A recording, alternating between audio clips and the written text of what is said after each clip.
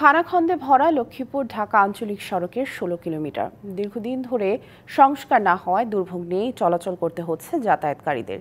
ঝুঁকি নিয়ে চলাচল করছে হাজারো যানবাহন। এতে প্রায়ই ছোট বড় দুর্ঘটনায় আহত হচ্ছেন অনেকে।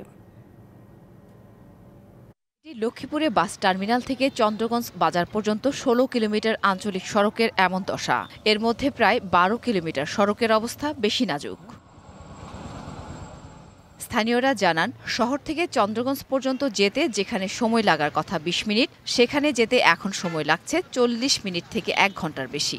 জরাজীর্ণ সড়কে চলতে গিয়ে যাত্রীদের পোহাতে হচ্ছে চরম দুর্ভোগ। সড়কের বেহাল অবস্থায় প্রতিনিয়তই ঘটছে ছোট বড় দুর্ঘটনা। বিপাকে পড়েন জরুরি চিকিৎসা নিতে যাওয়া রোগীরা।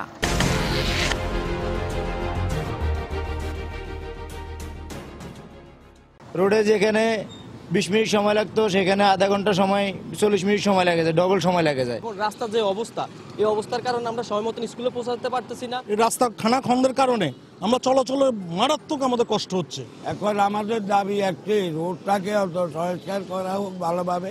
সমস্যার সমাধানে সাময়িকভাবে উদ্যোগ নেওয়া হয় ছিটেফোঁটা, অজুহাত আসে বরাদ্দ নিয়ে, এমনটাই জানান সড়ক ও জনপথ বিভাগের নির্বাহী প্রকৌশলী।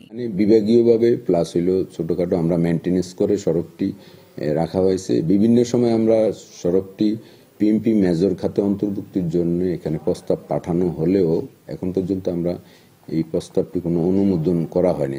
লক্ষ্মীপুর ছাড়া দক্ষিণ পশ্চিমাঞ্চলের ২১ জেলার কয়েক হাজার মানুষ ঢাকা চট্টগ্রাম হয়ে দেশের বিভিন্ন স্থানে যেতে এই পথ ব্যবহার করে থাকেন। DBC news desk.